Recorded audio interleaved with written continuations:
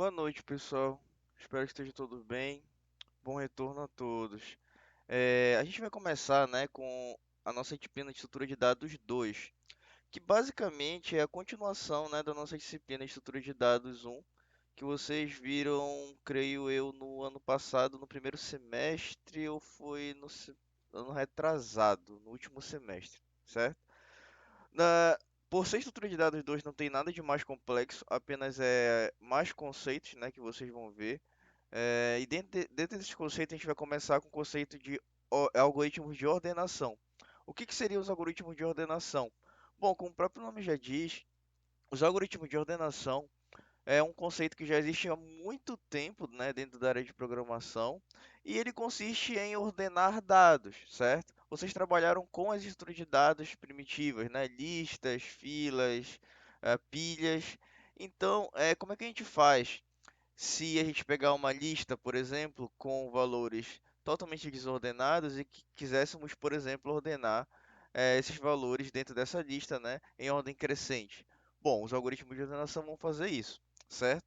Ah, Se vocês forem dar uma pesquisada mais a fundo, e como também a gente vai ver durante as aulas, existem diversos algoritmos de ordenação, né?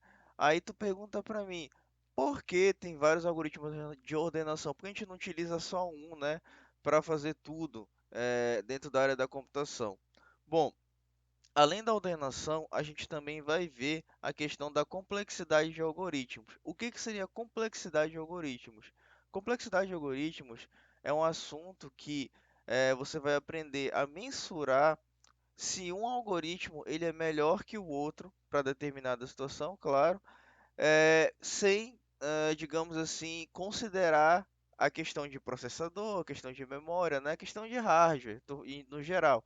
Claro que se você executar um determinado algoritmo em um computador, por exemplo, com Pentium 4, né, com Pentium Atom, por exemplo, e você quiser comparar a performance desse algoritmo com a execução de um outro algoritmo que talvez possa ser pior até em um computador com Core i7, né, Core i9 até, é, essa comparação vai ficar muito dependente de hardware, certo?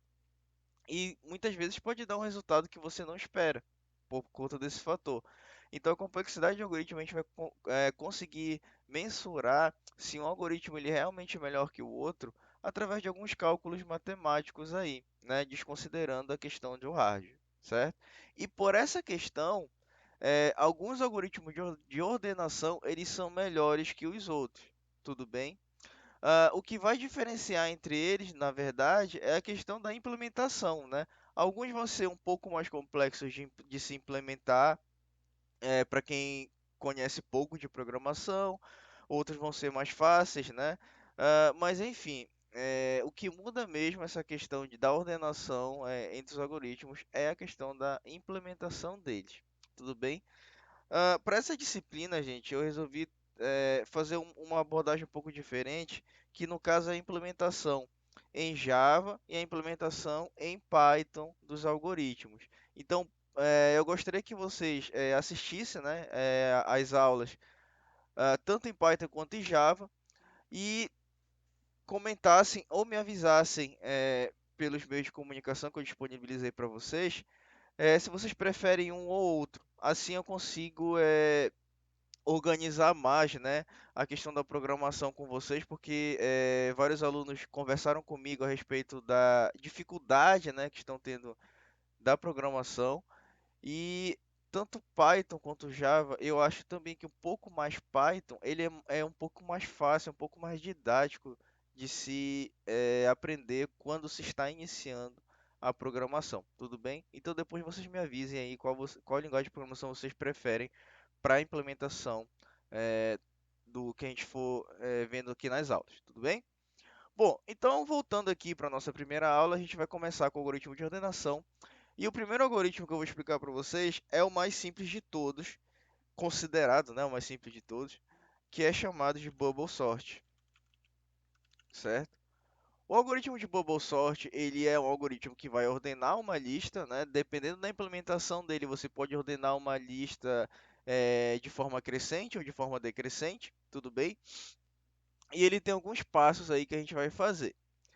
Bom, Como é que a gente faz para ordenar esse array aqui na esquerda de vocês, para ele chegar no resultado que é o array da direita ordenado em forma crescente, né? Bom, o Bubble Sort ele, tem algumas etapas aí. A primeira etapa é que ele vai ser executado, eh, ele vai, digamos assim, ele vai fazer um for, né, um laço de repetição, onde ele vai varrer todo o array de acordo com o número de elementos daquele array, né? Então, por exemplo, se o meu array aqui ele tem 5 elementos, ele vai varrer todo esse array 5 vezes, certo? E para cada varrida que ele vai dando, o que que ele vai fazendo? Ele vai comparando o índice atual, que no caso vai ser aqui o índice 0, né? O primeiro índice que vocês estão vendo que é o 5, e ele vai comparar sempre com o índice à frente, que é o 3. Então ele vai fazer a seguinte pergunta: o 5 é maior que o 3, né? Então, se for maior, o que que ele vai fazer? Ele vai fazer o swap de valores, ou seja, ele vai fazer a troca de valores. Ele vai botar o 5 no lugar do 3 e o 3 vem para o lugar do 5, certo? Ficando da seguinte maneira aqui, ó. 3 no lugar do 5. Tudo bem? E assim por diante. Depois que ele fizer essa primeira troca, caso, né, precise fazer essa primeira troca, ele vai fazer a seguinte pergunta também. Ele vai comparar o segundo com o terceiro, que no caso o segundo agora é o 5, né? E o terceiro é o 2. Então ele vai perguntar: o 5 é maior que o 2, né? Caso seja maior que o 2, os números maiores, claro, eles têm que vir para a direita, né? Porque eu estou ordenando de maneira crescente. Então ele vai fazer também um swap com o 2. O 2 vai passar para o lugar do 5 e o 5 vem para o lugar do 2. E continuando, né, a caminhada aqui do Bubble Sort, ele vai perguntar: o 5 ele é maior que o 4? A resposta novamente vai ser positiva, ele vai fazer a troca, né, do 5 com o 4. Continuando também, ele vai perguntar se o 5 é maior que o 1, né? Sendo maior que o 1, então ele vai trocar a posição do 5 com o 1, né? Vocês podem perceber que o 5 ele deu uma caminhada do início do array para o final, né? E os outros números vieram um pouco mais para a esquerda. Mas como vocês podem ver, né, ainda não está ordenado o nosso array. Tudo bem? Bom, continuando, é, a gente fez só a primeira passada, né, que no caso corresponde ao primeiro elemento do array, digamos assim, tudo bem? Aí ele vai realizar uma segunda passada, que no caso vai continuar perguntando para o primeiro elemento se ele é maior que o segundo e assim por diante, né? Então, com o array aqui de cima que acabamos de montar, ó, o elemento 3 ele é maior que o elemento 2, né? Sim, né? Então ele vai fazer a troca aqui. Continuando, o elemento 3 ele é maior que o elemento 4, né? Bom, ele não é maior que o elemento 4. Não sendo maior, ele não vai fazer nada. Ele vai continuar com os valores no mesmo lugar. Então, ele vai botar o 4 aqui e ele vai fazer novamente a pergunta. O elemento 4, ele é maior que o elemento 1? Aí sim, né? O 4 é maior que o elemento 1, então ele vai fazer a troca. O 1 vem para o lugar do 4 e o 4 vai para frente. Novamente aqui ele vai perguntar se o 4 ele é maior que o 5, né? O 4 não é maior que o 5, então continua todo mundo no mesmo lugar, certo? Como vocês podem ver, agora, nessa segunda passada, o 4, né? Ele ficou ordenado no lugar que deveria estar, né? Bom, isso foi a segunda passada do array, mas falta ainda as outras, né? Terceira passada. Acho que vocês devem ter mais ou menos pegado, né? Como é que ele vai estar sendo ordenado o array. Então ele vai perguntar: o 2, né? Ele é maior que o 3? Não, o 2 não é maior que o 3, então não troca de lugar, né? Aí, o 3, ele é maior que o 1? Sim, né? O 3 é maior que o 1, então faz o swap. O 1 vem para o lugar do 3 e o 3 vem para o lugar do 1. Continuando, o 3 ele é maior que o 4? Não, o 3 não é maior que o 4, continua no mesmo lugar, né? E, por final, o 4 é maior que o 5? Não, o 4 continua no mesmo lugar e o 5 também. realizamos então a terceira passada do array. O número 3 aqui, olha, ele está, né, no lugar certo agora, na ordem crescente, falando, né? Bom, e depois a quarta passada, né, a gente vai continuar comparando aqui. O 2 ele é maior que o 1? Sim, o 2 é maior que o 1, né? Então eu faço swap. Aí continuando, o 2 é maior que o 3? Não, o 2 não é maior que o 3, continua. O 3 é maior que o 4? Também não, 4 continua. 4 é maior que o 5? Também não, continua, né? Bom, ele já ficou ordenado aqui na quarta passada, né?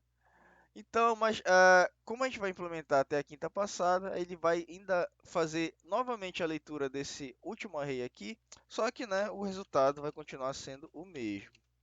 Tudo bem? Certo? E com isso, ele vai conseguir chegar, né, nesse resultado aqui final, que no caso é o array todo ordenado, certo? Então, gente, isso daqui é, no caso, o bubble sort. Opa, eu botei preenchimento sem preenchimento, tá. Esse é o bubble sort, certo? Ele é considerado o mais, na literatura, né, o mais simples de se implementar. Só que no caso, eu vou mostrar para vocês mais na frente, nas aulas, ele é um algoritmo um pouco com uma performance ruim, né? Porque ele faz muitas passadas no array e isso acaba que se você trabalhar com o array com quantidades muito grandes de dados, seu computador vai ficar muito lento, vai demorar muito para processar todos esses dados e organizar de forma eficiente.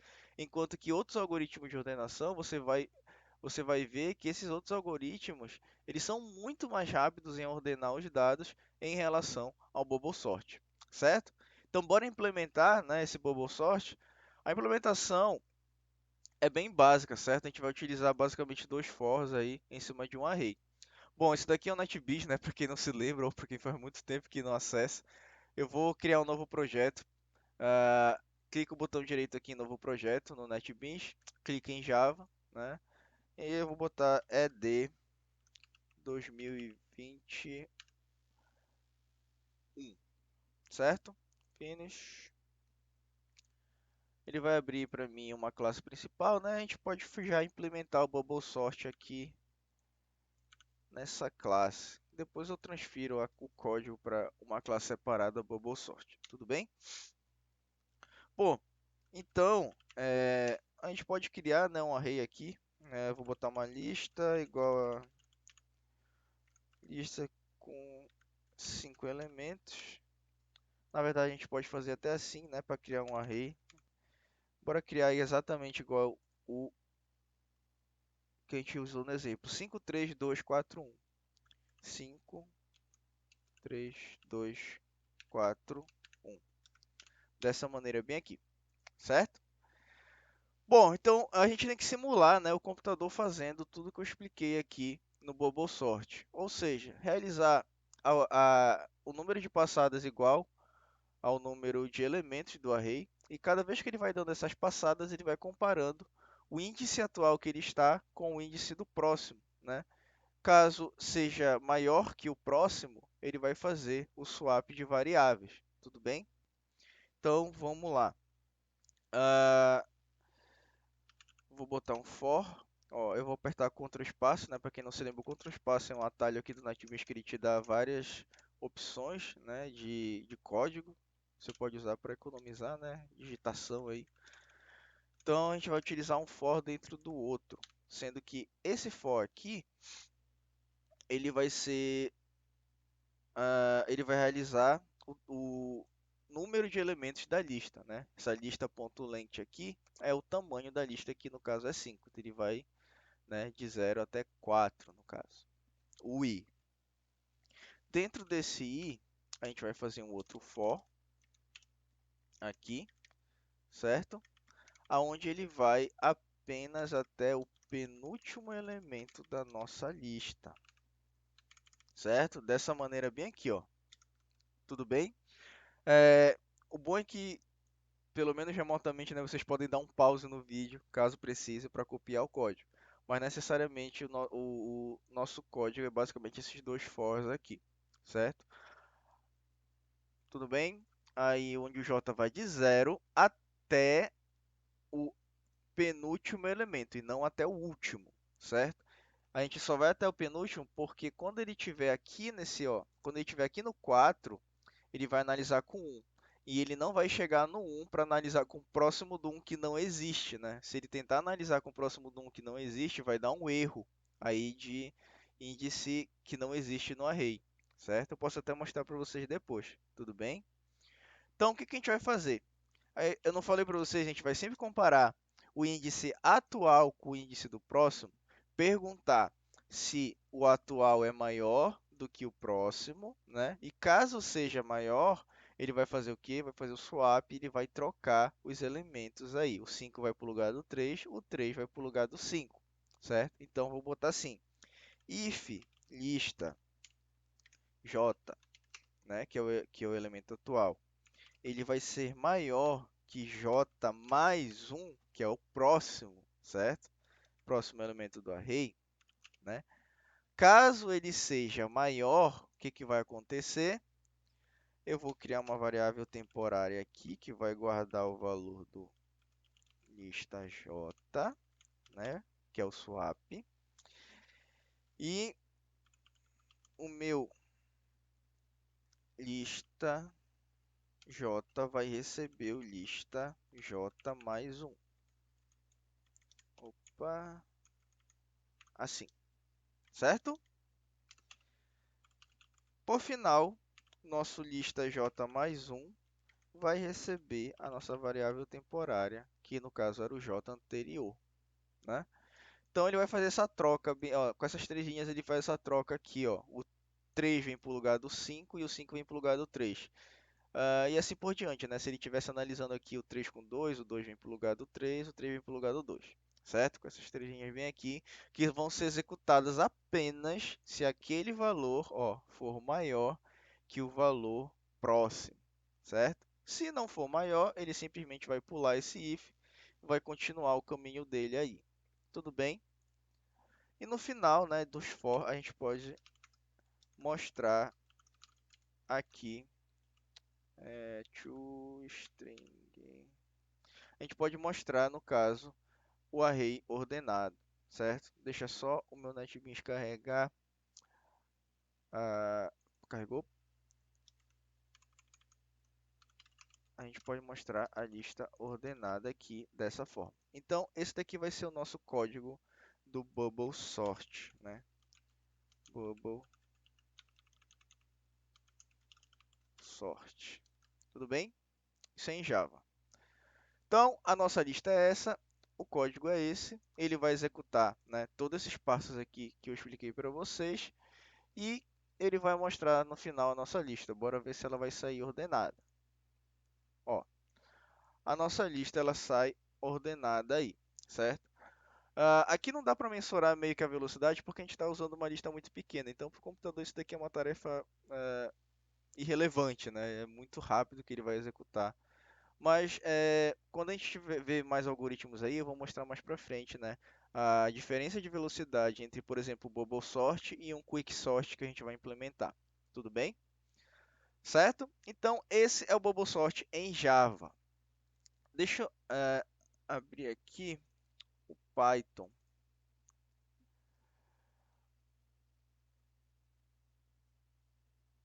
Tá, gente, para quem não, não conhece, esse daqui é o PyCharm, é o PyCharm Community Edition, certo? Você pode pesquisar bem aqui, ó, PyCharm Community. Aqui, ó, é nesse site aqui e você pode baixar ele, né? A versão Community aqui que é de graça, certo? Ele é uma ideia que muitos desenvolvedores Python usam para desenvolver, né, aplicativos em Python aí. Ele também é compatível com várias outras linguagens de programação. No caso, quem mantém, né, essa ideia é a companhia JetBrains, desculpa. JetBrains, e depois vocês podem dar uma olhada mais a fundo, né, no site deles, certo? Mas vocês podem baixar aqui o PyCharm, que é também gratuito para programar em Python. Deixa eu ver se eu consigo aumentar o código aqui. Bom, ah, esse daqui é o código, né, do Bubble Sort dentro do Python, certo? Como vocês podem ver, lado a lado,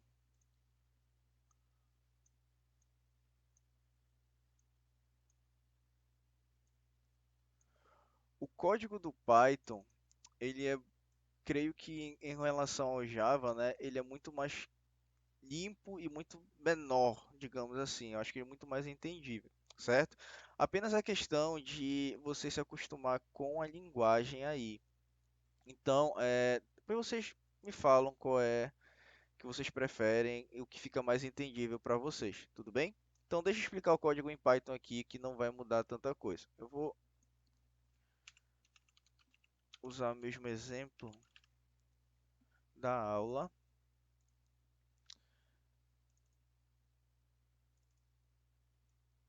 certo? Então, esse código ele é o bubble sort que vai realizar a mesma coisa, só que em Python, certo?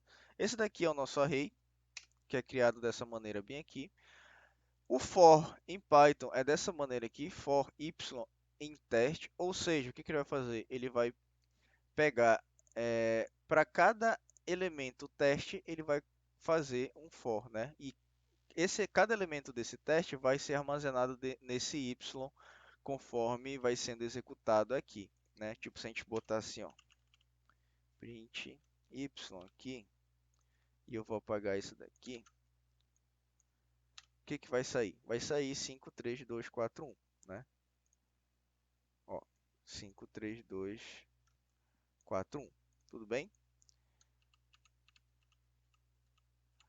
E dentro desse mesmo for, ele tem esse for i com esse código aqui meio estranho, né? O que que seria isso? Eu estou usando dois métodos aqui nativos do Python, que é o range e o len, né?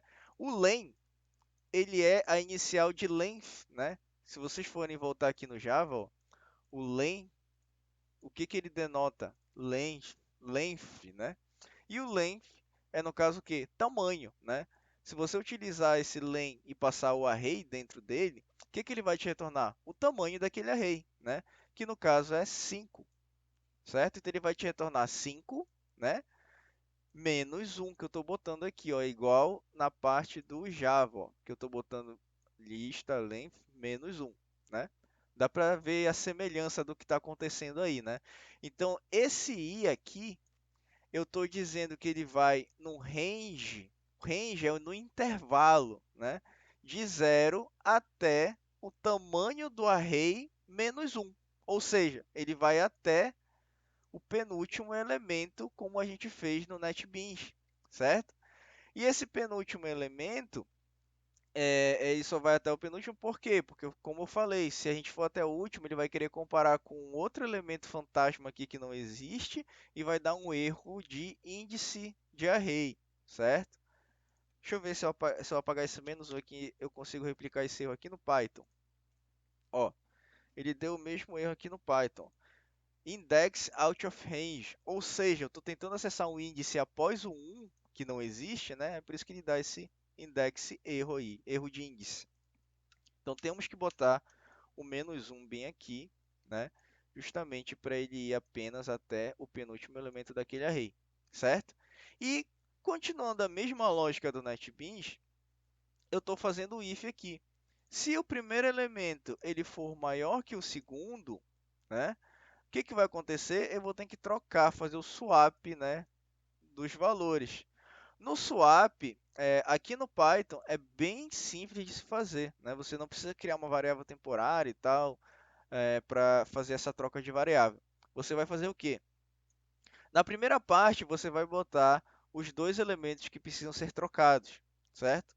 E depois, separados por vírgula apenas. E depois, você vai pôr igual, aí você só troca a ordem deles, ou seja, aqui, onde esse está o segundo elemento, ele vem para o primeiro elemento, e aonde está o primeiro elemento, ele vem para o segundo. Então, assim, ele faz a troca, né, de uma posição com a outra do array. Tudo bem?